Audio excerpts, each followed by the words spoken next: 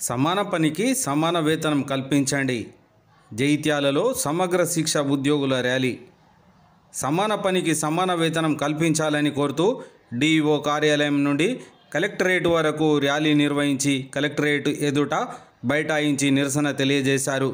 ఈ సందర్భంగా ఉద్యోగులు మాట్లాడుతూ సీఎం రేవంత్ రెడ్డి ఎన్నికల్లో ఇచ్చిన హామీలను నెరవేర్చాలని కోరారు. సమగ్ర శిక్ష ఉద్యోగులను విద్యాశాఖలో విలీనం చేసి రెగ్యులర్లను చేసి ఉద్యోగ భద్రత కల్పించే దిశగా చర్యలు చేపట్టాలని అన్నారు.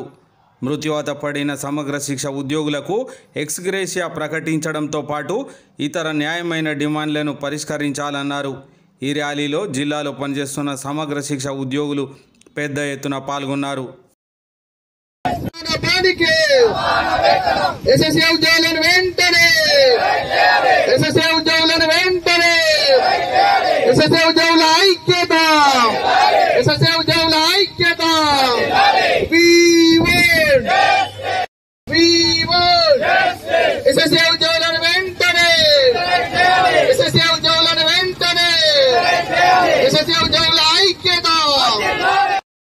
సీఎం గారు ఇచ్చిన హామీని వెంటనే ఎస్ఎస్ఏ ఉద్యోగులకు ఇచ్చిన హామీని వెంటనే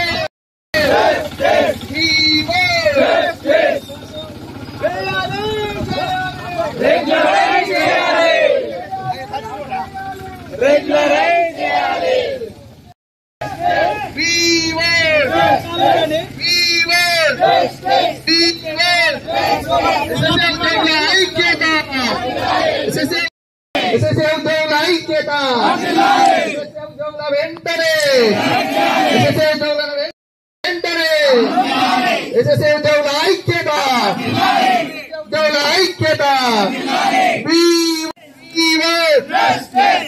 చనిపోయిన ఎస్ఎస్ఏ ఉద్యోగులకు వెంటనే ఉద్యోగులకు వెంటనే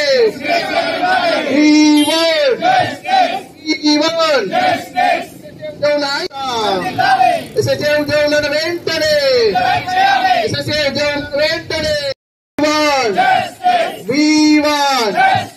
సీఎం గారు ఇచ్చిన మహిళా ఉద్యోగులకు వెంటనే ప్రసూతి సెలవులను మంజూరు చేయాలి.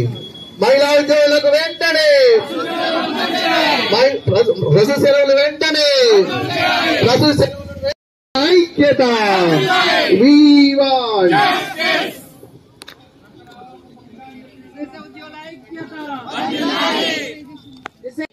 సీఎం గారు హన్మకొండలో ఇచ్చినటువంటి యొక్క 23 రోజుల దీక్ష శిబిరంలో ప్రభుత్వం ఏర్పడక ముందు సార్ గారు మేము ఇంతకు ముందు గత సంవత్సరంలో ధర్నా 25 డేస్ 29 డేస్ దాకా ధర్నా చేసినప్పుడు మాకి సార్ గారు తన యొక్క అమూల్యమైనటువంటి సందేశాన్ని మాకు ఇవ్వడం జరిగింది.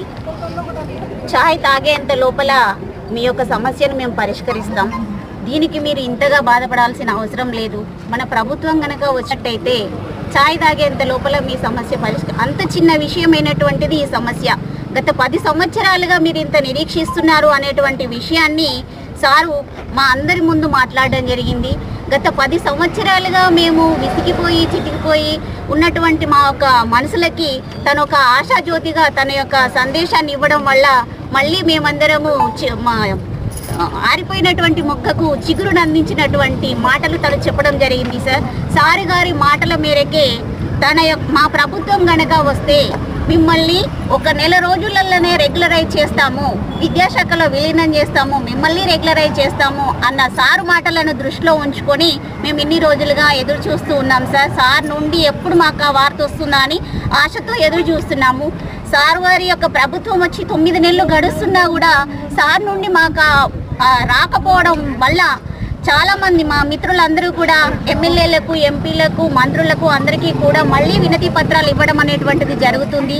కానీ వాళ్ళు గత ప్రభుత్వం వాళ్ళు చెప్పిన విధంగానే సార్ గారి దృష్టిలో ఉంది, మీ సమస్య మా దృష్టిలో ఉంది, సార్ దృష్టికి మేము తీసుకెళ్తున్నాం అని వాళ్ళు మాట్లాడినట్టుగానే వీళ్ళు మాట్లాడుతున్నారు తప్ప మన ముఖ్యమంత్రి గారైనటువంటి రేవంత్ రెడ్డి సార్ మా గురించి సొంతగా తన నోటి నుండి ఒక్క మాట వస్తుందేమో అని ఎదురు చూస్తున్నాం సార్ మాట కోసం మేము నిరీక్షిస్తున్నాము.